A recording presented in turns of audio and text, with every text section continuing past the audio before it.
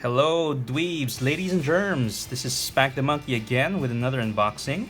And for today, we have this commander set from the Adventures in the Forgotten Realms Dungeons and Dragons set called the Aura of Courage.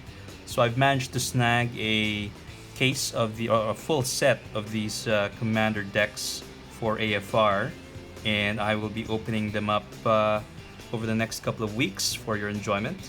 So let's begin with Galea, Kindler of Hope. So it's a one colorless green, white, and blue commander. So let's just take a look at the flavor in the back. So protect and prevail. Choose your commander and overcome both friend and foe in this definitive multiplayer magic format. Stand tall next to Galea and arm your forces with powerful auras and equipment. With a paladin's protection on your side, none shall do you harm. So, I suppose the theme for this deck would really be auras and equipment, which is quite cool because, again, I've only started Magic for maybe the last 6-7 months, and I'm just starting to build some of my commander decks. And I yet do not have a deck featuring auras and equipments. So this is probably a good entry into that sort of theme, and I'm looking forward to it. So let's just continue reading the text over here. So it says, Galea, Kindler of Hope. Galea has sworn a solemn vow to foster the light of joy and love wherever it still flickers in a dark and dangerous world, which I assume to be, in the world of Dungeons and Dragons. She delights in song and laughter, in beauty and art, for these things have the power to sustain life and light in times of terror. Alright, so what do we have inside? We have the deck box over here, which would feature a 100 card deck with 17 new cards and 10 double-sided token cards. And it comes with a life wheel, a strategy insert, and a reference card. Alright, so this is made in Japan.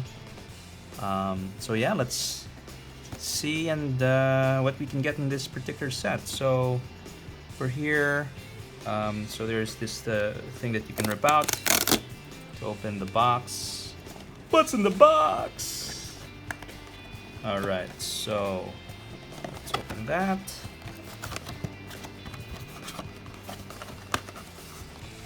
Take this out. Okay, here we go. So this is the meat and potatoes of the thing, which is the deck box. And then it comes along with, I guess, some inserts here.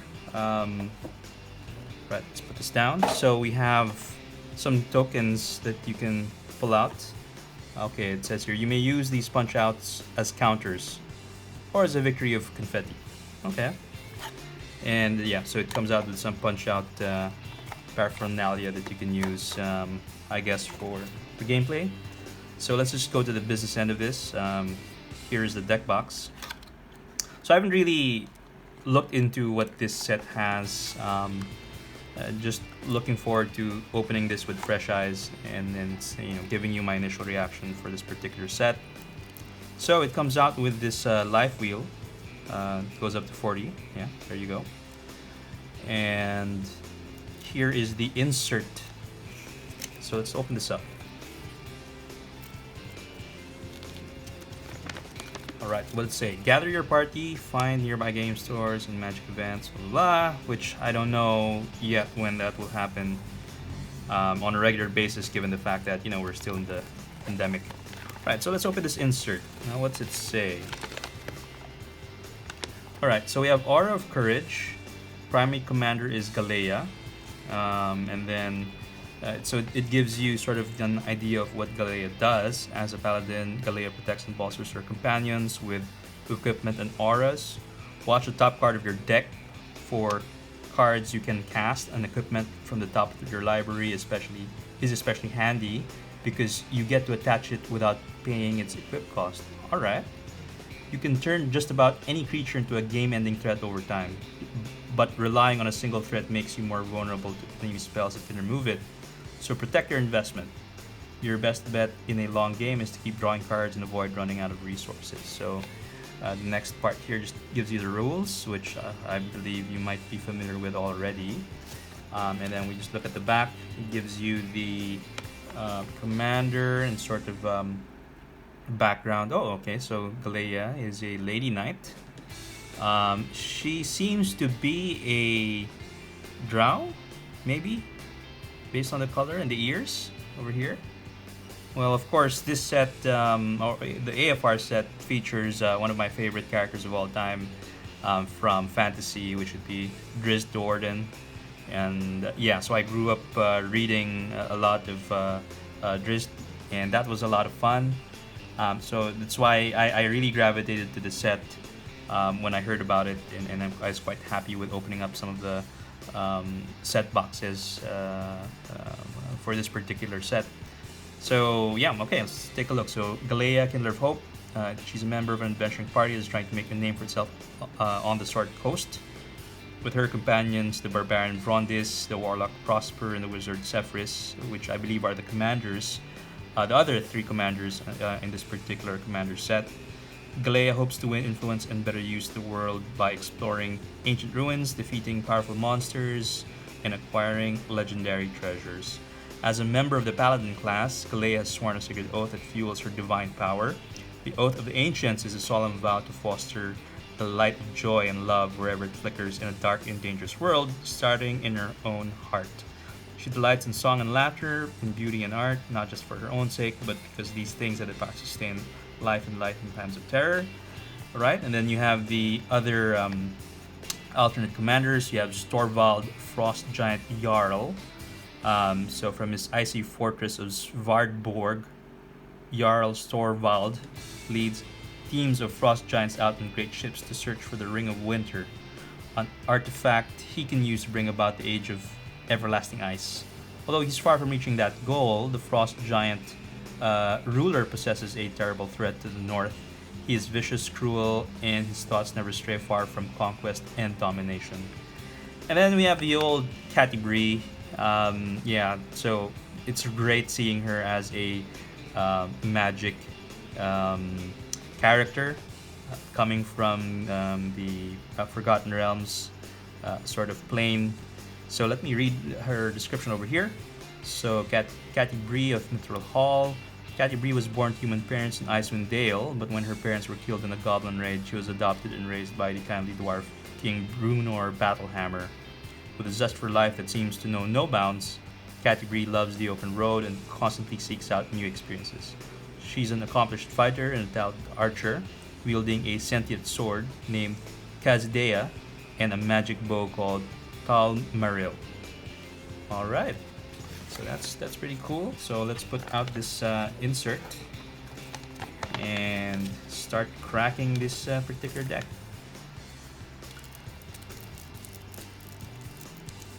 Alright, so now where's that flap? Okay, here we go. Alright, so I guess we can start with the aforementioned commander, Galea. So she is one colorless, green, white, and blue to cast for 4. And what's important here is that you may look at the top card of your library anytime. You may cast aura and equipment spells from the top of your library. When you cast an equipment spell this way, it gains when this equipment enters the battlefield attached to a target creature you control. So you're basically casting it for free, right? Yeah, I think that's the draw for that. And I think this is the sort of the alternate Galea, I suppose, card, the thick card that you can use to play commander. So this I will use, and then this can go to the 99 of another deck. So that's pretty handy, I would say. And then you have Storvald, Frost Giant Jarl, with legendary creature giant mythic with Ward 3. Other creatures you control have Ward 3. Alright. Whenever Storvald enters the battlefield or attacks, choose one or both. Target creature has base power and toughness 7/7 until end of turn. Target creature has base power and toughness 1/1 until end of turn. So it looks like this is going to be a fun commander if you decide to play Storvald. Lots of things I think you can do by abusing this particular ability.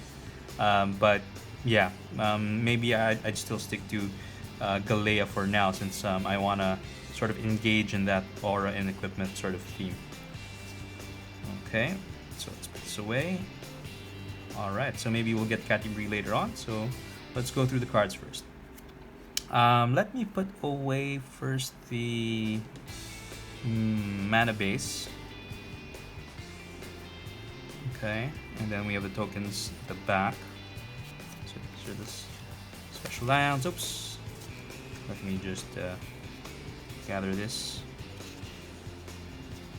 Okay, we have the tokens over there.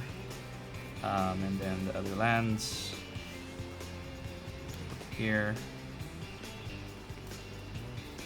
And the other lands.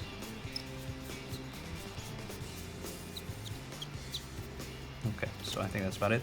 So let's go through this first. We have the tokens. So you have 10 of these double-sided tokens. You have Angel 4/4. And in the back, you have a Saproling 1/1. Alright. Interesting guy. Made out of mushrooms and some other plant matter. And you have this awesome looking Battle Angel. Then you have a Knight. Token creature, 2/2 with vigilance, and at the back, oh, it's another Saproling. Okay, so maybe there are cards here that mix these Saprolings. Right, so there's 10 of them. Let me put them up here. All right, then let's go to the mana base. Let's take out this destruction sort of card. You have 2 plains. 1, 2, 3, 4. 8 forests and 4 islands. Okay, so for 14 basic land. Then you have Canopy Vista. It's a good card. Exotic Orchard. Fortified Village. What is this? First time seeing this. Enters the battlefield, you may reveal a forest or plains. If you don't, okay, it comes in tap. Alright. Then you have Lumbering Falls, tap land, comes in. And then you can tap it for green or blue, and then you can activate using 2 and blue green. Becomes a 3/3 green blue elemental creature with hexproof. Still a land. Oh, it's pretty cool. Port Town, right? White and blue. Prairie Stream. Okay. Sky Cloud Expanse. Then you have the Sungrass Prairie. Evolving Wilds. Okay. Actually, did you see the showcase version of this? It's actually quite cool. Yeah, so for the decks that I have Evolving Wilds, I actually use the showcase art. Has that sort of retro, sort of D&D sort of look and feel to it. Right, you have the Azorius Chancery. Bounce land there. Panorama. Okay. Command Tower. Floodplain. Nice, okay. Sort of like a fetch land. Another one, Grasslands. Halimar Depths. Mishra's Factory. Nice. And Path of Ancestry. Seaside Citadel. Simic Growth Chamber. Terramorphic Expanse. A Thriving Grove, so you can choose a color other than green. Oh, okay, so you can choose green and the other chosen color. Same with Thriving Heath and Thriving Isle. And then you have Vitu-Ghazi, the City Tree. Check out that art. Pretty cool. So you can activate it for 2 green and white to create Saprolings. Alright. So let's put that over here. Okay. Now let's pick this up. I see a couple of artifacts. Let's go through them first. Alright, so we have the common artifacts. We have the Arcane Signet, the Colossus Hammer, uncommon. Gives your creature 10/10, which is quite crazy, and the equip cost 8. But that's the thing though. So Galea would help you get around that limitation, right? With allowing you to attach it for free when you cast it from the top of your deck. You have the Explorer's Scope for 1. Whenever equipped creature attacks, look at the top card library, and if it's a land card, you may put it in the battlefield. Oh, that's pretty cool. This is pretty cool. Soul Ring, nice staple. Swift Boots, also a nice staple. The Viridian Longbow, so it's an artifact for 1. Equipped creature has tap. This creature deals 1 damage to any target. So you can ping any target, and then for 3, you have the Argentum Armor, which gives a creature 6/6. It's 6 to equip, but again, Galea will allow you to attach for free. Whenever equipped creature attacks, destroy target permanent. Well, that's pretty nasty.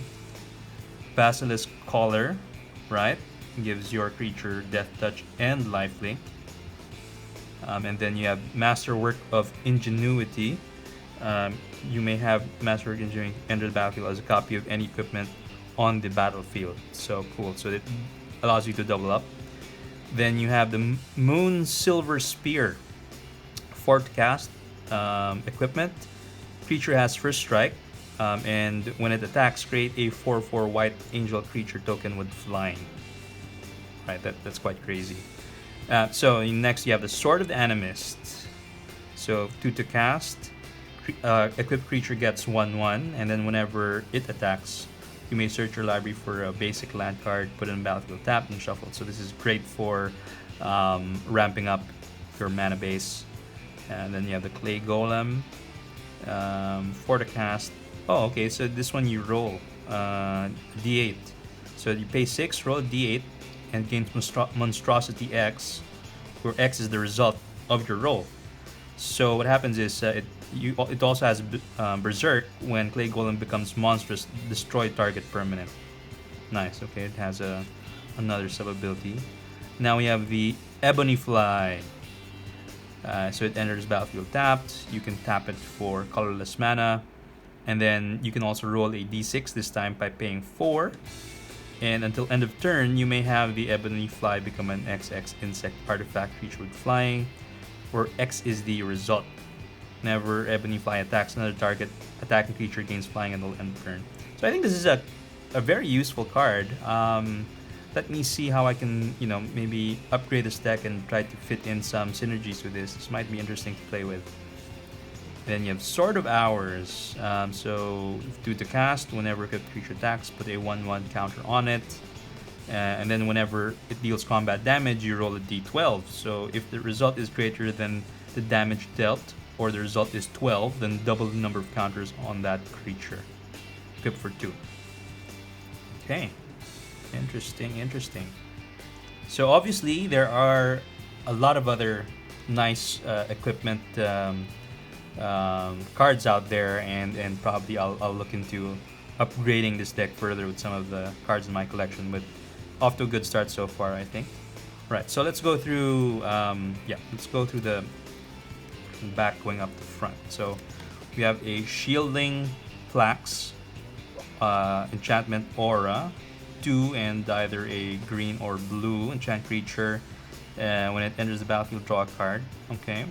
Creature can't be target of spells or abilities your opponent's control. Alright, so it's like hexproof.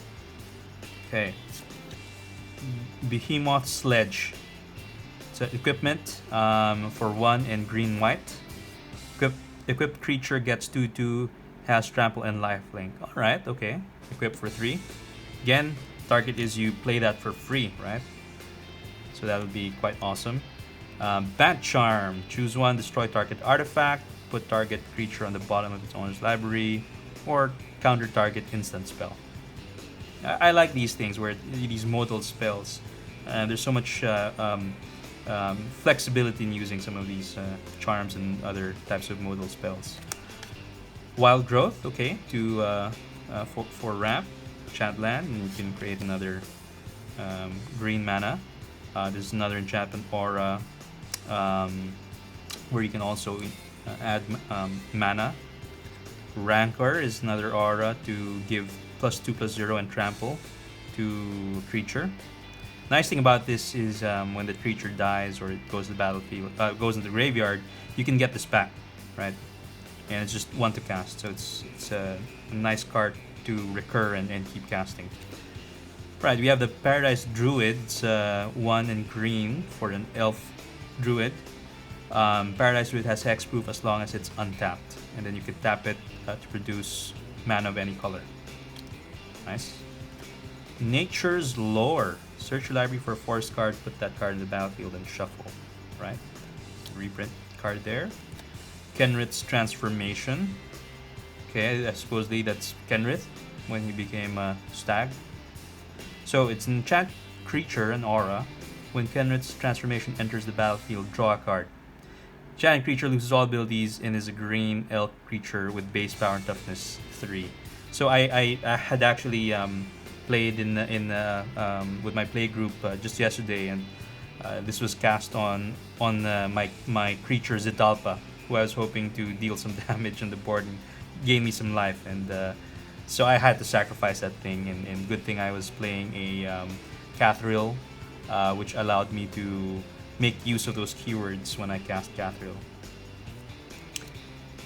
Okay, so we have Fertile Ground again, allows you to produce mana of any color, enchanting land. Okay, you have the Acidic Slime with Death Touch 2/2. It's 3 and green to cast, and it allows you to destroy a artifact, enchantment, or land that comes in.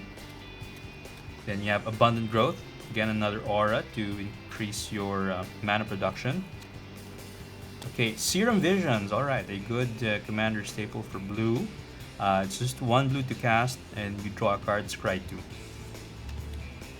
Next, we have Riverwise Augur. Wow, look at that art, very intricate. It's a Merfolk Wizard for 3 colorless and blue. So when it enters the battlefield, draw 3 cards. Then put 2 cards from your hand on top of your library in any order. Wow, this is, I think, a lot of good value. Allows you to draw cards, filter them, and then select the card that you need the most.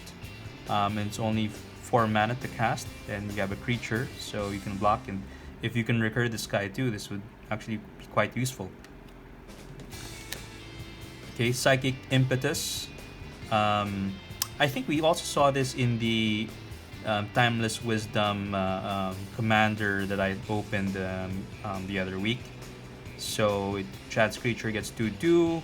It's goaded, so it's meant to be sort of a political type of play. Have it attack your opponent rather than you, and then you can scry along with it, right? Whenever that creature attacks. Next is Il Umbra.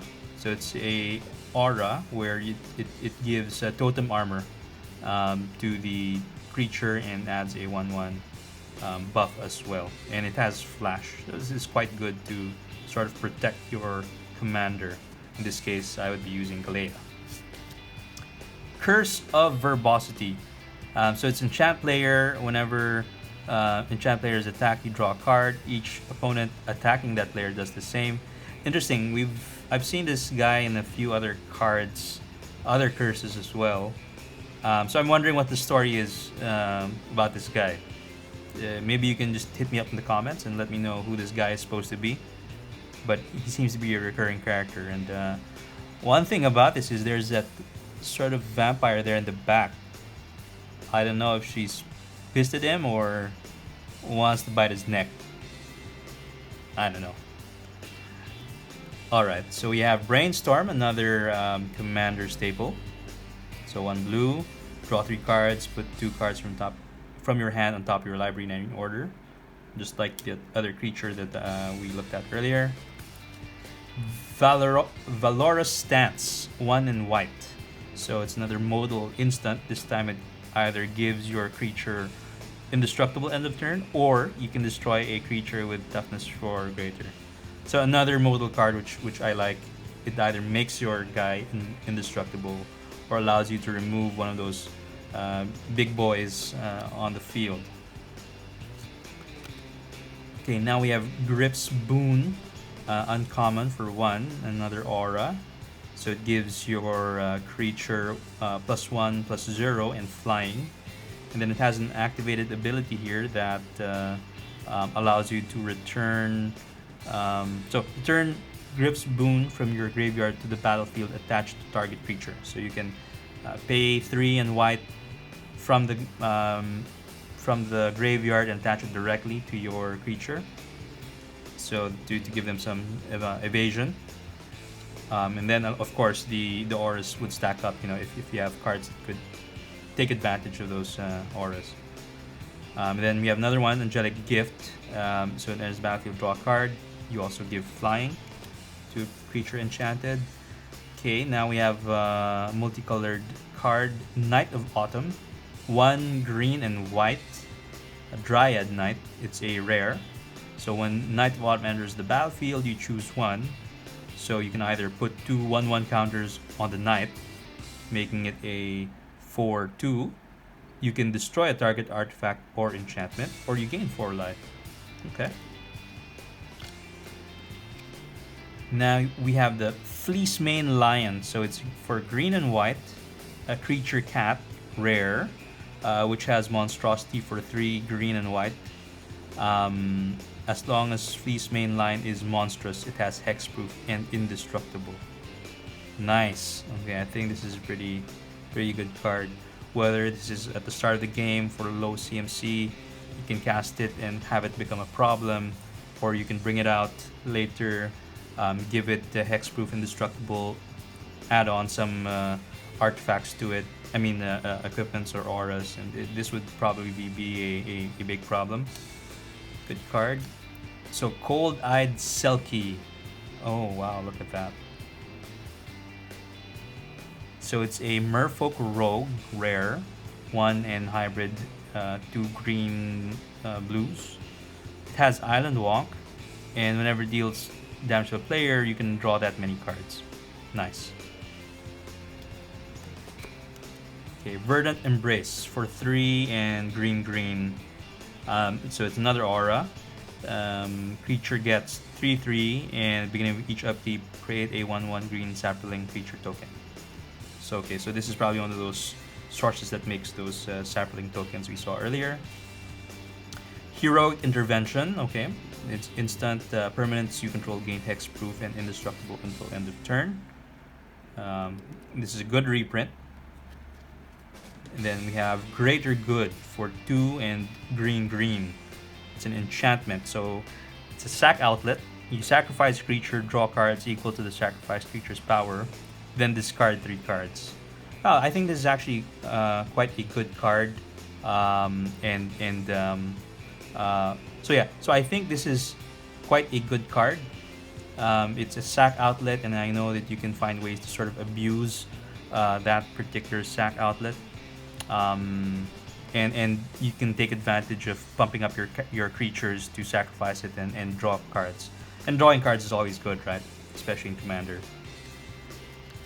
Right, next we have a Prognostic Sphinx. So 3 and blue. Now check out that art. So it's like a sphinx, an old man with long hair, a long beard. Right, and with some Grecian design with the constellations there, sort of takes you back to which set was it? Eldraine, was it? So it's flying. Discard a card. Prognostic Sphinx gains hexproof until end of turn. Tap it, and then when it attacks, you can scry 3. All right.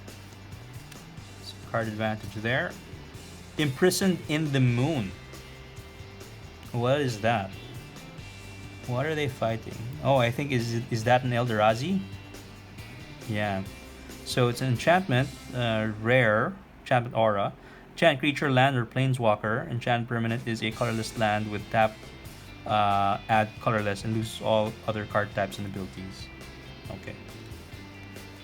Then we have Winds of Wrath, 3 and white. Destroy all creatures that aren't enchanted. They can't be regenerated. So this is a good board wipe, and assuming that you've Voltron out Galea or maybe another creature, you can cast this while your creature with all of those enchantments would be protected. So a one-sided board wipe, which is always good, and it's only for 5 CMC, so that's quite good. Next we have SRAM or SRAM Senior Edificer. He's a legendary creature, Dwarf Advisor, a rare for 1 and white. Whenever you cast an aura, equipment, or vehicle spell, draw a card. Okay. This is pretty good. In fact, this could be even used in other sort of Artifact Matters decks, I think.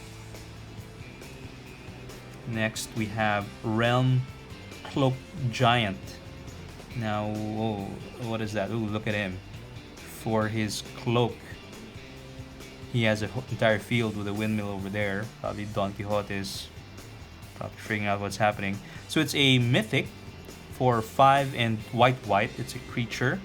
So adventure, sorcery, destroy all non-giant creatures for 3 and white. So you have a board wipe. Then you can cast it for 7 and you have a 7/7 vigilant giant for a mythic. Then you have pure steel paladin, white, human knight, rare. Whenever an equipment enters the battlefield under your control, you may draw a card, which is excellent since you do have a lot of equipments in this deck, or should have a lot of equipments in this deck. And it also has metalcraft, so equipment you control have equipped 0 as long as you control 3 or more artifacts. So you're able to sort of equip your artifacts for free. It's a great card for this particular set. Alright, now we have the Angel of Finality for 4 CMC, 3 colorless and 1 white. So it's an angel rare. 3/4 flying. When it enters the battlefield, exile all cards from target player's graveyard. So for some graveyard hate effects. Next would be an instant rare called Ride the Avalanche for green and blue. The next spell you cast this turn can be cast as though it had flash. Okay. When you cast your next spell this turn, put a 1/1 counter. Put X 1/1 counters on top one target creature, where X is the mana value of that spell. So this is quite good to sort of give your opponents a surprise, or also help maybe defend or protect your commander. Right, finally we have Catti Brie of Mithril Hall. So to cast, she's only a green and a white. Legendary creature, human archer, a rare for 2/2. She has first strike and reach. Whenever Catti Brie of Mithril Hall attacks, put a 1/1 counter on it for each equipment attached to it. Right, and then you pay 1, remove all 1/1 counters from Catti Brie. Deals X damage to target attacking or blocking creature and opponent controls, where X is the number of counters removed this way. Alright. Next we have Song of Inspiration for 3 and 2 green. It's an instant.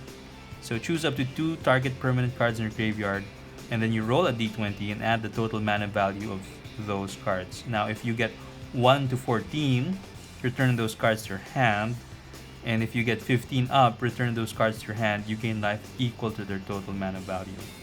Alright, this is pretty cool. So you're able to recur, and then you have a chance of gaining life for it, and not bad since you're able to recur 2 cards over here. And take a look at that art. He's rocking out. Check that out. Is that like sort of a Bill and Ted air guitar sort of thing? Alright, then we have the Belt of Giant Strength. This is a classic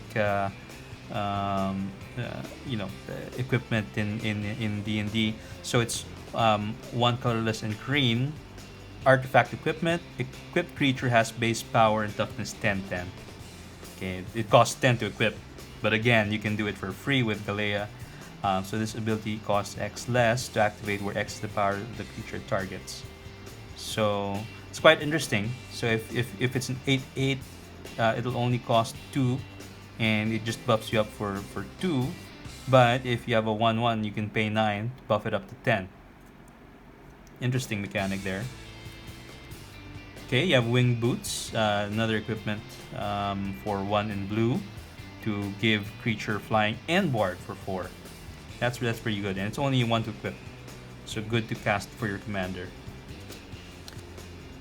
Okay, and you have next the Netherese Puzzle Wizard, 3 and blue, enchantment rare.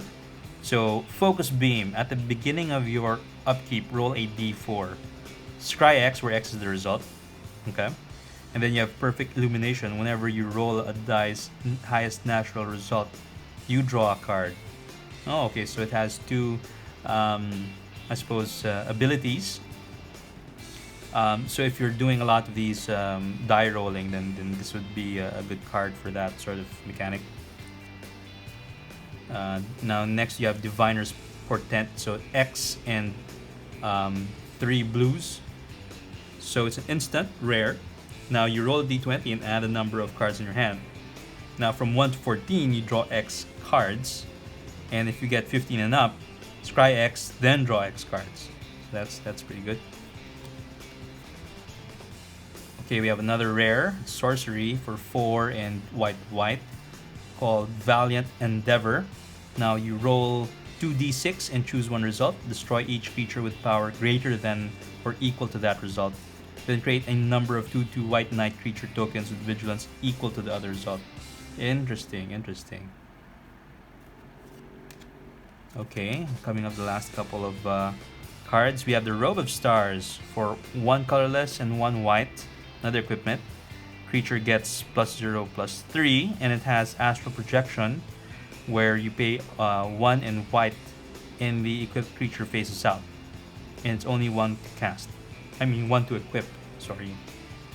So it says here, when it faces out, treat it and anything attached to it as though they don't exist until its control's next turn.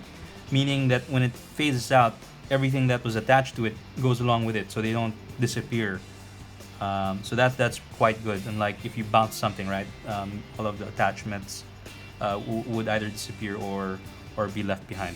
So this is actually quite good also to protect your commander or whichever creature you've buffed up for that lethal attack. Oops. Let me just arrange this real quick. Alright, now we have the Mantle of Ancients. It's 3 and 2 white, another aura, rare. Enchant creature you control. When Mantle of Ancients enters the battlefield, return any number of target aura and equipment cards from your graveyard to the battlefield attached to enchanted creature. Enchanted creature gets 1/1 for each aura and equipment attached to it. So wow, this creates is like a magnet that you slap on your creature, and it draws out all of the other equipments and auras to attach to it, right? And then it gets buffed up for each one attached. So that's a real good card. Potential game ender there.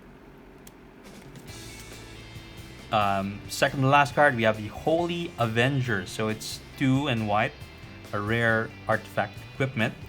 Equipped creature has double strike. Whenever equipped creature deals combat damage, you may put an aura card from your hand into the battlefield attached to it. Equipped for 2 and white. Nice. So this is quite good. And for the last card, we have Fey Steed. So it's 2 colorless and white. It's a rare creature elk. When Fey Steed attacks another target attacking creature you control, gains indestructible end of turn. And whenever a creature or planeswalker you control becomes the target of a spell or ability an opponent controls, you may draw a card. Nice. Card draw. So that is the 100 card deck for our commander over here, which would be Galea, Kindler of Hope. And again, I don't have yet a equipment or aura themed deck, so I'm quite excited to test this out and see how it works out. I do know that there is a lot of window for improvement on this precon, although some of the lands that we have there seem already quite good. But I think there are a lot more other more powerful auras and enchantments and equipments that you can put into this deck, which would certainly make it a more competitive deck. CEDH, not sure, but definitely it would be a lot of fun to play. Alright, so that's about it for this unboxing. Thanks for joining me on this little adventure, and catch me for the next couple of weeks as I open the other AFR commanders coming from the Adventures in the Forgotten Realms set of commanders. So again, this is Galea, Kindler of Hope. So I'll catch you next time. See ya. Bye-bye.